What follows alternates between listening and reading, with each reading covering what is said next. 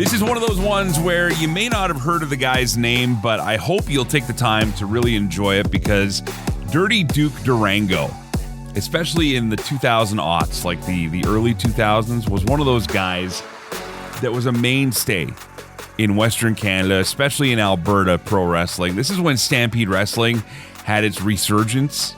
The World Organization of Wrestling was happening. Mauro Ranallo was doing play-by-play. Like, it was a great resurgence of pro wrestling. They had a regular TV deal, and this was one of those guys that was a big part of that.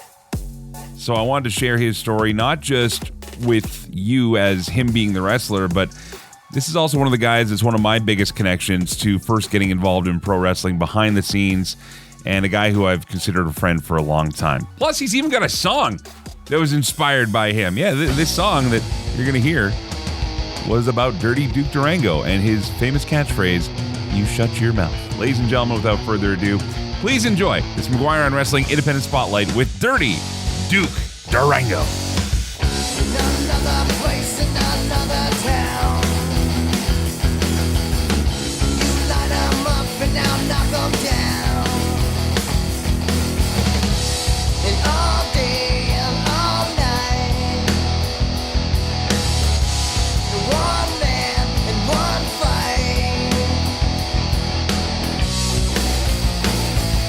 If you're a wrestling fan in Alberta, you don't not know the name of Dirty Duke Durrango. How are you, sir?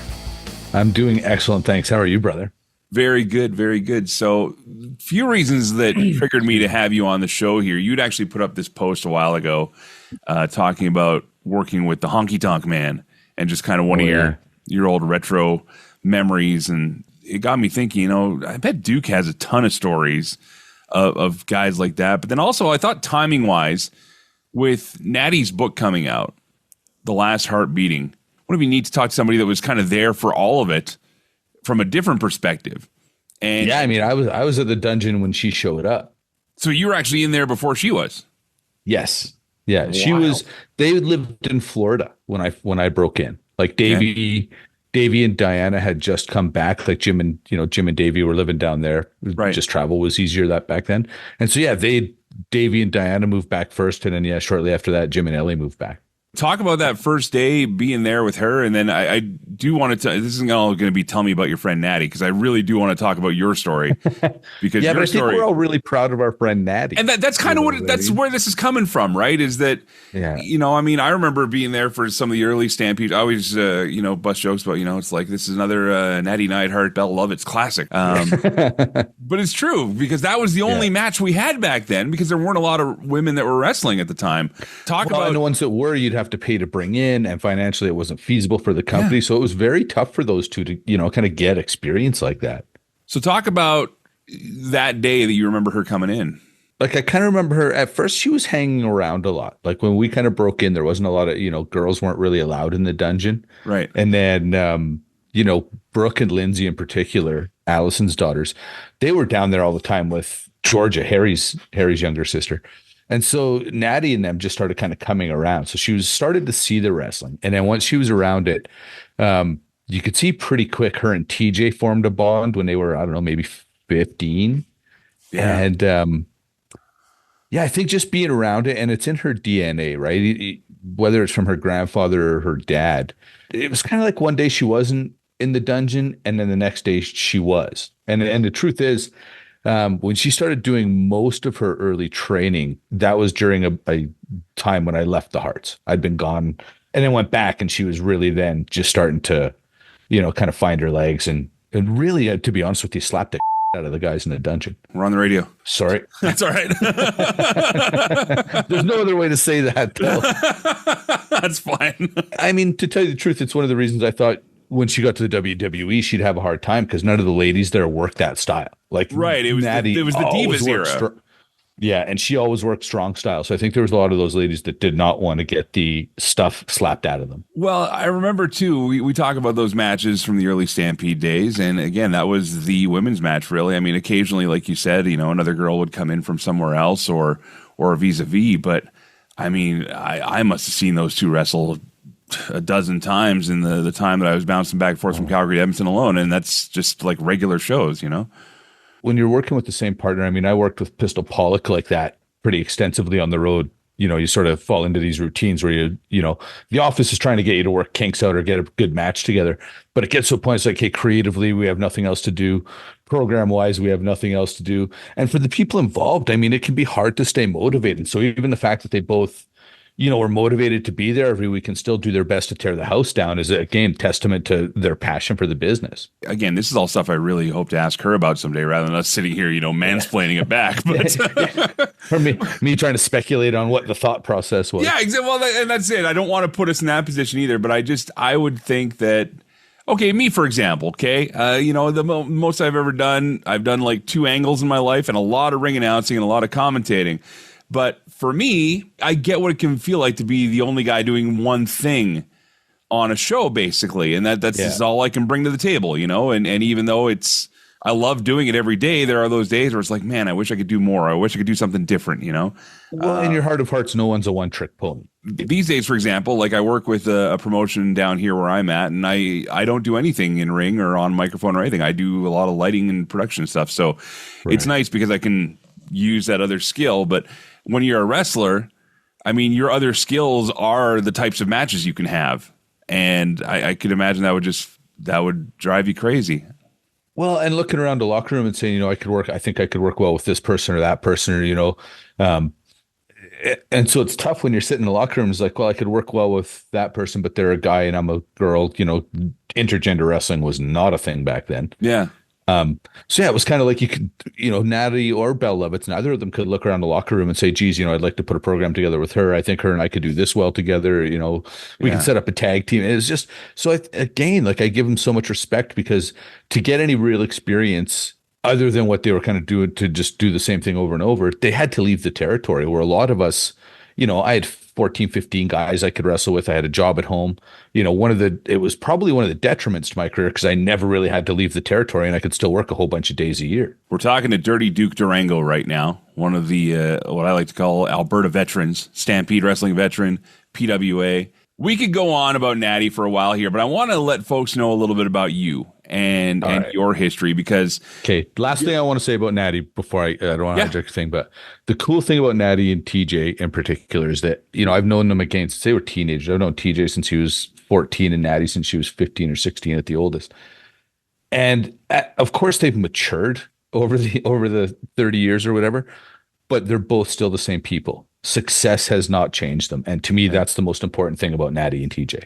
Truer words can be said. And it's funny because I saw the photos of her coming through Calgary. I was trying to make it up for the day, but morning radio job doesn't allow for that. So, but it was one of those things where it's like, yeah, geez, there she is with everybody, you know, just hanging out and just being Nattie again. She's still just Nattie. Yeah. I love it.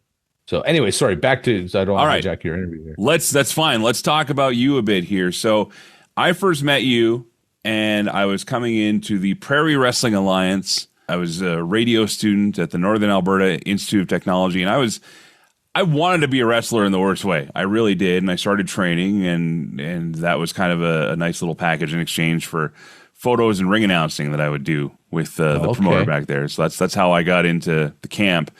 But you would come in and help train along with a couple other guys once in a while, and that's where I really got to know you personally. But I remember that space now, that little kind of office in that strip mall. It was actually an old Photoshop is what it was. I forgot all of that. Like, this is why this is fun for me to do. I kind of forgot about that. I remember the one wall, though, it had like a whole wood scene, like it was like a forest. No. You remember that? No, okay, well, that was... I still have pictures of that place. Mural. I'll try and find them showing up on the social media because I have pictures of that place and yeah, all of us in there doing our thing. And then I don't know if you remember this, but I was actually doing pretty good for a fat kid trying to be something I wasn't. I was actually doing well. You and Don Ferguson actually pulled me aside once saying, you know, you're surprisingly agile for a bigger kid is what was told to me. And again, you don't remember this either. That's fine. You've done a few things since then, sorry, Duke. Man. It's all good. I've been hitting the head a lot since then. But that was, to me, that was like high hopes, high praise. And then I don't remember if you were there that day or who was. It might have been Red Thunder. I know Don was there and a couple other people were there. but we were learning to do basically like the sit down bumps, right? The drop down. Oh, yeah. We're doing it onto a crash pad, but I think it was off of like the first or second rope or something, like a leg drop, basically, right? Bumps I And- never like to take. Yeah, well, it turns out my body didn't like it either because I had gone to radio college on a back injury. And then I was That's feeling a terrible better. high And, spot for a back injury. yeah, and that's exactly what happened. So I did one, I was okay. Did the next one, and the entire left side of my body almost shut down for about a half an hour, and I was sitting outside the ring. Basically, I sat out the rest of practice that day, and then I kind of came to me like, yeah, I don't think I can be a wrestler, and that was the hardest day for me around wrestling because I was doing really well with the other stuff, but yeah, I was like, okay, well, if this is going to happen that's now, so painful. Yeah, because it's never. One of the things I'm really fortunate is when I was done wrestling, I got to say I was done wrestling. You know what I mean? I think that's the toughest thing for people is you don't get to sort of say, okay, I do or don't want to do this. The choice gets made for you sometimes. Mm-hmm.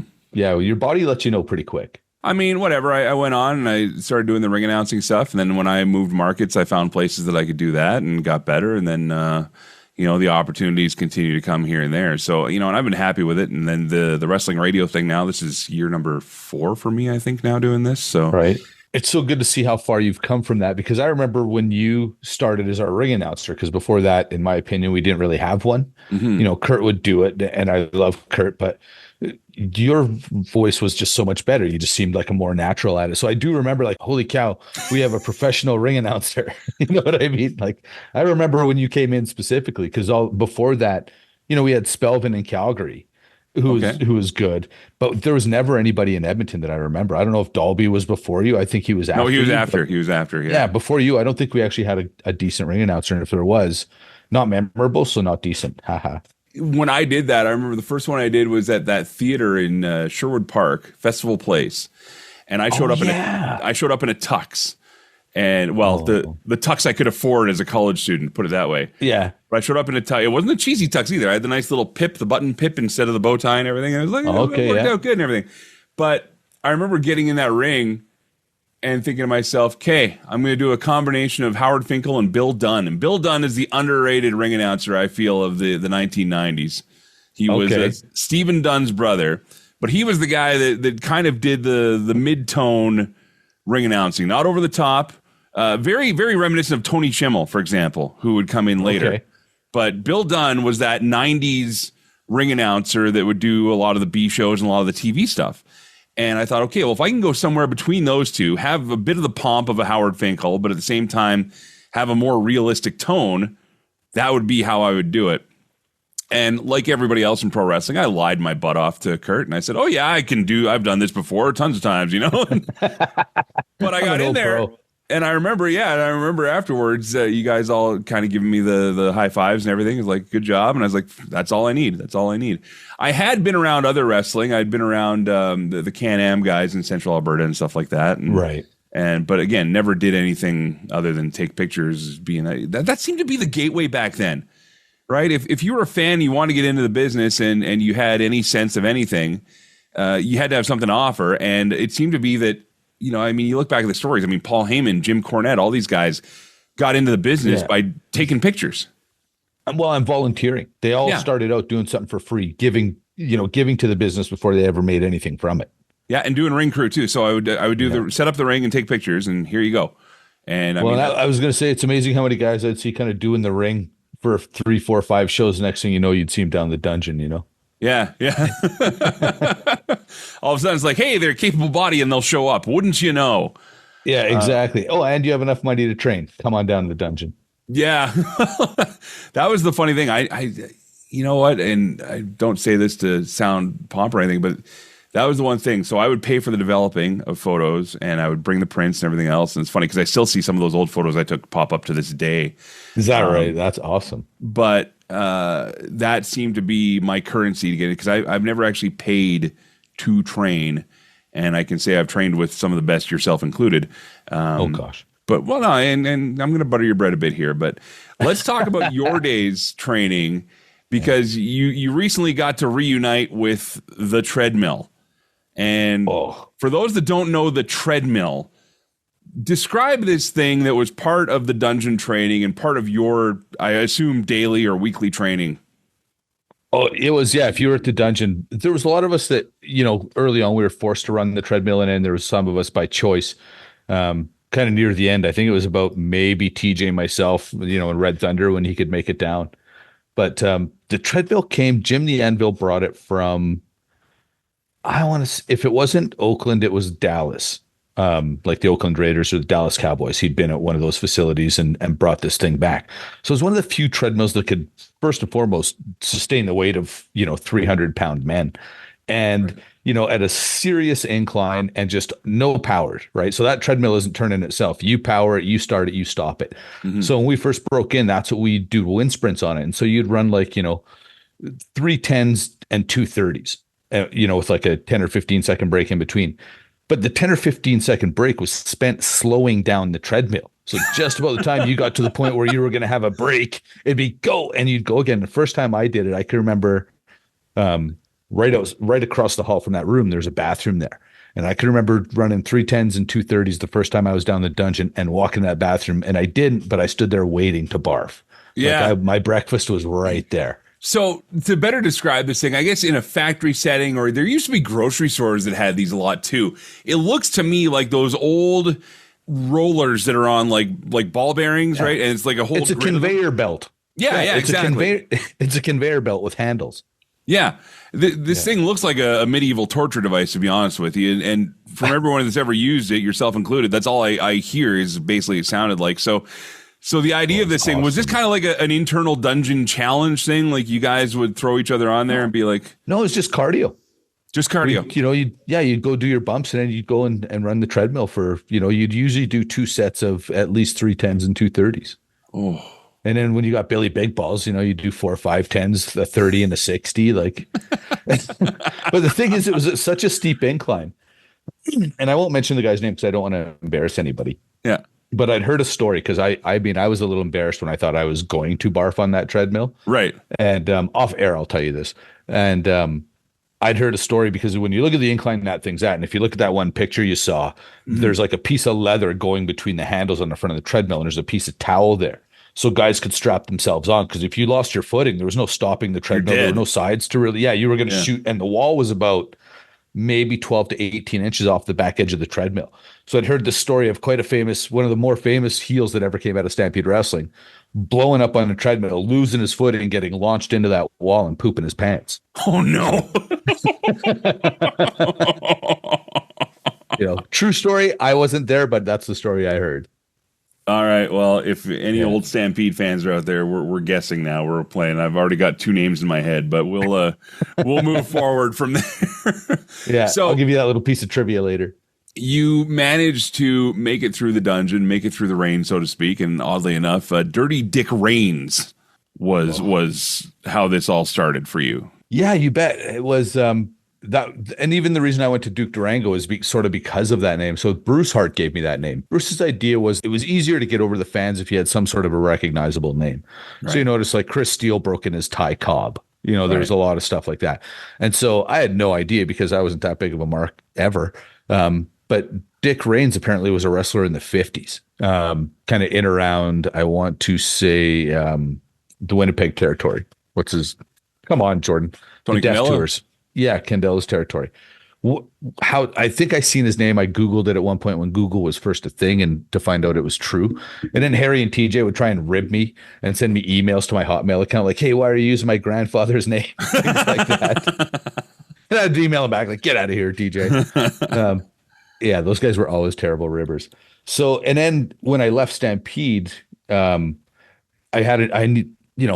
they quote unquote owned the name. I'm sure there would have been no lawsuits or anything over it, but right. I felt like I had to change the name. So my brother Dean had been running as Crazy Dean, and we thought, well, let's just run as brothers. And it was Crazy Dean Durango. I was like, well, I guess Dirty Duke Durango. So we might as well, that's legit how it came up. Wild. Sort of necessity, or else it would have been Dick Reigns probably till the end, but I did not need any grief if they were going to hire a lawyer to come after me. And to be fair, though, I mean, and with all respect to Bruce, I mean, he did a lot of things for a lot of people, but that seemed to be kind of his niche, was coming up with also those names that could be a double entendre, perhaps, and a lot easier for the fans to rib. God rest his soul, Richard Pound. John Cosman. That's exactly At where I was that going. time, yeah. Well, at that time, a lot of people don't realize. And the one thing about Bruce is, for some of the stuff that gets said about him, Bruce is a mastermind at using current events in wrestling programs. He really is. And a lot of times, if fans aren't, say politically minded or watch the news and stuff, half the stuff will go right over their heads. Yep. But at the time Richard Pound was a wrestler, President Dick Pound was the president of the International Olympic Committee at the same time. And so that's kind of where he got the name from, right? Like a lot of people have no idea that at that time there was a Canadian named Dick Pound on the IOC, and he was a good guy, but he didn't have the best reputation. Right. And so that's where Bruce got it from. And so we had Dick Pound, and then we had a guy named Rob Dix, and that was really his name, Robbie Dix. So we had Slick Robbie Dix, Dick Pound, Dick Raines, and then we had HIV Thompson. And I can remember sitting in the locker room one day with the boys like, man, we got to be the only promotion in the world with 3 dicks and a virus. Like, oh my gosh. I think that might have made the podcast version of the interview, but sorry, buddy. No, it's all good. But this is the stuff that, again, if you're a fan back in the day, you just didn't get, you didn't pay attention to. And then because Ivy Thompson was what became that. And but who we all better know as Tex Gaines, right? Exactly. Yeah. I mean, all these names that came through your class of dungeon stands out to me as being one of the maybe not one of the last, but pretty close to one of the last, weren't you? Of the original. I would say, yeah, I mean, the thing is, it's hard to define class to me because there's so many people there. Like when you think about last class of the dungeon, TJ would have been around the dungeon. I don't know if he was there before me. Like I know he was around the Hearts at that time, obviously before me. Yeah. But we all came into the dungeon, let's just call it 1996. There was myself. At that time, Thunder would come around to train. Kerwin Bostic was there. Ivan was there. And a guy that worked as Chance Beckett. His first name was Sean. I can't remember his last name now, but another really good guy. I remember him saying he was going to be the next Dynamite Kid. And Diana Hart said he wasn't going to be the next Goldie Rogers. It was beautiful. It was just funny. Like I thought a lot more of his work than that, but God, it was funny. For those listening in the US and the UK and Australia and stuff like that, you look up these names. Google these old Stampede wrestling names. Sorry, we're going a little inside baseball here, but I mean that's. Yeah, well, these are the things, when you're sitting around, because people say, do you miss wrestling? And I do, man. I miss working the room and I miss the crowd. I miss that interaction. But I miss like hanging out with the guys in the back and the stuff like this that comes out all the time. Yeah. That's what I miss the most. Well, I keep looking for you and I don't, and I can edit this part out, but I'm curious, like, have you talked to anybody from Dungeon at all about just coming and saying hi? Or do you want to come to a show? Because like, I'd love to see you, man. Like I've gone down to Dungeon, Dallas and Blade both. They I know they recognize me, but I don't know if they necessarily know who I am. Right. Okay. But they were so little when I was like Blade would have been about 6 when I was around. I'd see him at the Hard House once in a while. But the truth is this: is I go out and I watch the shows, and I don't watch them as a fan. I watch them as a worker, especially, I still coach amateur wrestling. So I watch as a coach and I see so much that I would do differently and not better. I would do differently. Yeah. And so you get to a point and I know this about myself, if I got in shape, spent 6 months getting fit, I can probably still go. And I always think like, man, if I could just get a match with that kid, I could bring him along so much faster in 4 or 5 matches than he's going to get. And that's how my brain, whether I can or can't, that's how my brain works. Right. So I actually stay away from the business for that reason. And that's totally fair. At some point, I'll end up back in there. That's totally fair. I just, it's funny because I've ran into a bunch of old faces. Not a lot from the PWA. I mean, Mo's there, obviously, and Mo is literally just a kid driving people around in PWA when we first met him, right? And now look what he's doing. But there's so many guys that like we had Jerry Morrow come in, obviously before he passed. Obviously Gamma's there all the time with Raj and others. But it's so funny because there is that. It seems to be that whole 2000 to 2010 era of wrestling that not just Stampede and not just PWA, but any wrestling, WWE, right? Like there was a whole hole there that a lot of fans either had started to grow out of wrestling by then, or were just growing up in it, because now we're starting to see guys from like WWE in that era start to finally get recognition, and this is who I grew up watching.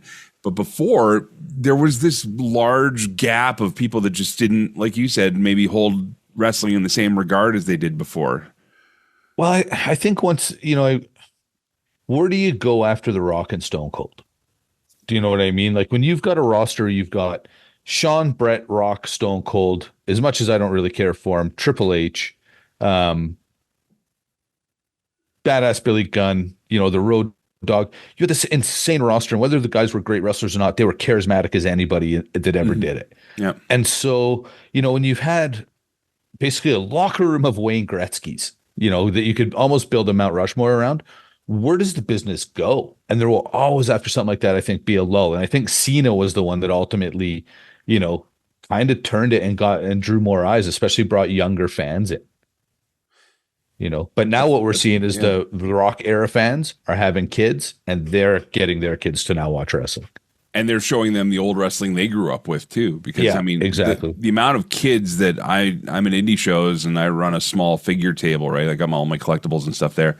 The amount of kids that walk up to me and so that's Hulk Hogan, that's Andre the Giant, that's so and so. It's like you were like negative 25 when that kid was, when that guy was around. Like, yeah, your dad wasn't born yet. Maybe negative 35. I mean, let's be honest, we're all getting older, but.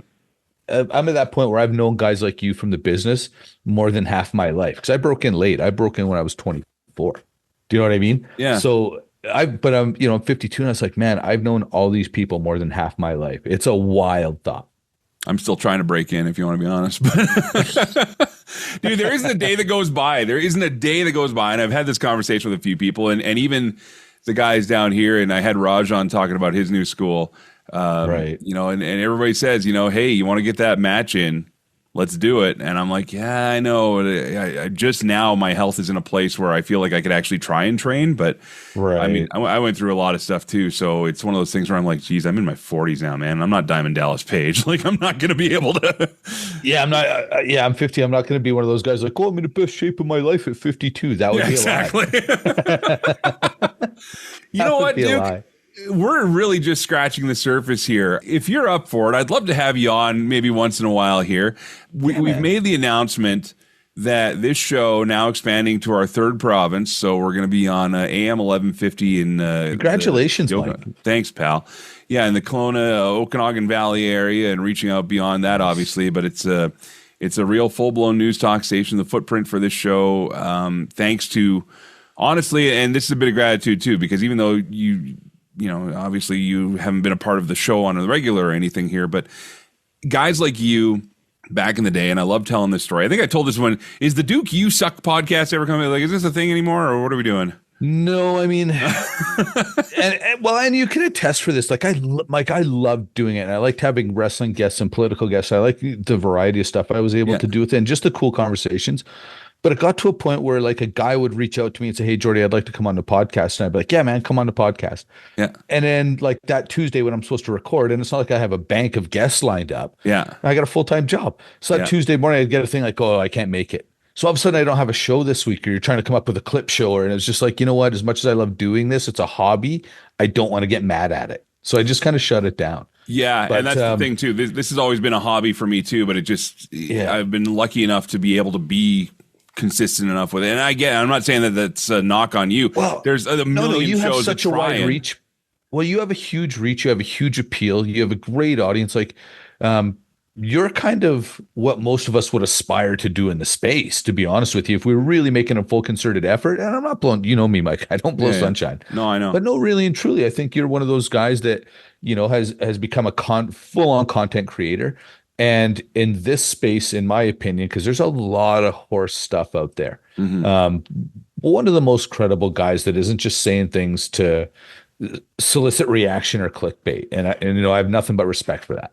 If I was better at that, I'd probably be making more money doing this. But well, wouldn't we all, right? If we want, that's one of the reasons sorry, go ahead. No. The reason I want to bring it up is just because we're running out of time here, unfortunately. But you're coming back on the show. Bottom line, you're invited. You have a spot now. Dirty Duke Durrango Anytime. will be back on the show.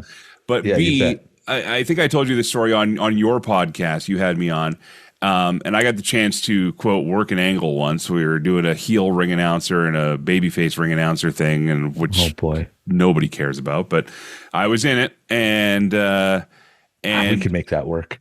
Yeah, says every promoter.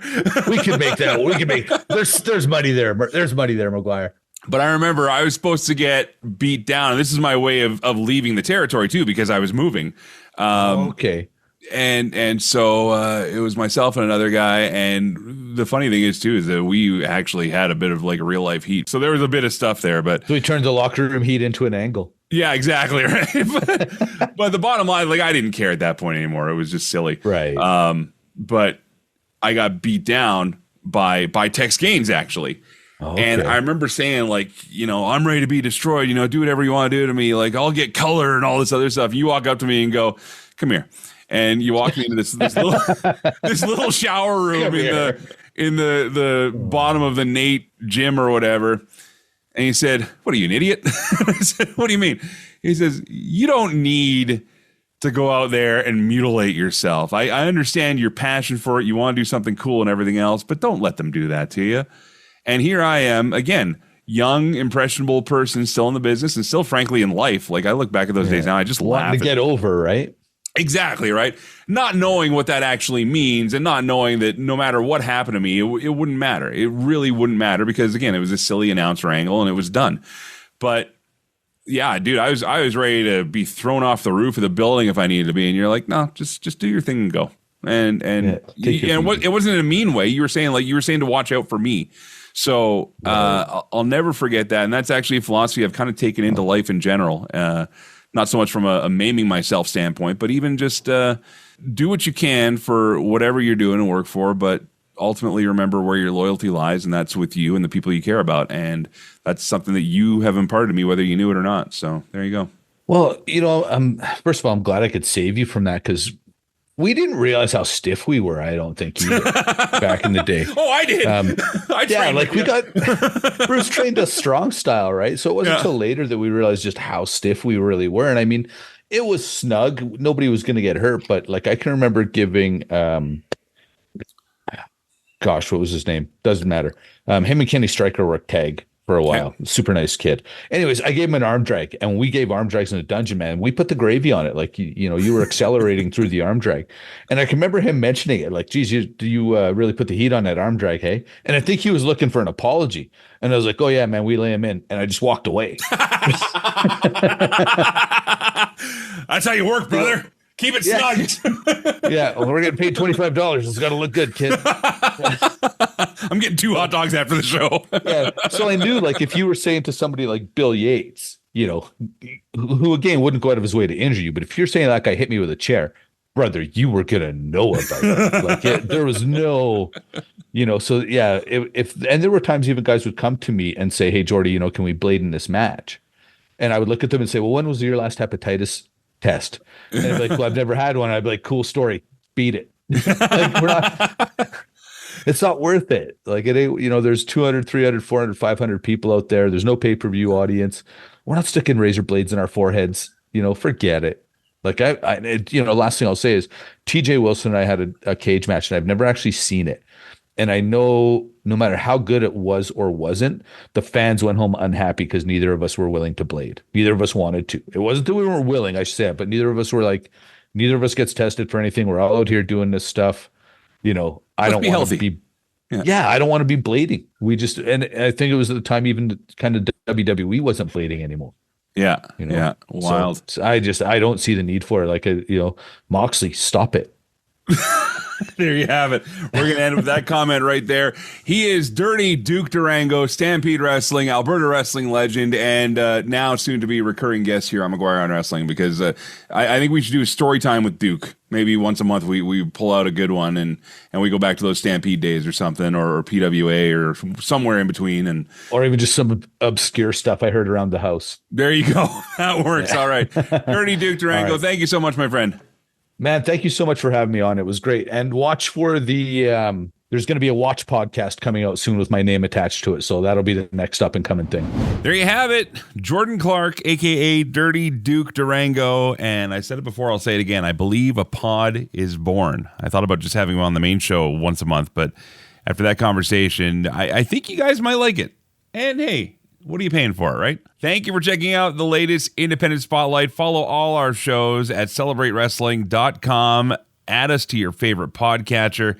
Just look up Celebrate Wrestling, McGuire on Wrestling, and follow along on social media as well. Join the Facebook page. You can actually talk to Jordy there. Find out some stories from him about Stampede Wrestling personally, or whatever else you want to do. Talk to all the great fans that are there as well. Until next time, friends, as always, thanks for listening and letting me do what I do. Play safe, drive safe. I've seen ya. This program is a part of the Celebrate Wrestling Podcast Network. For more, visit CelebrateWrestling.com.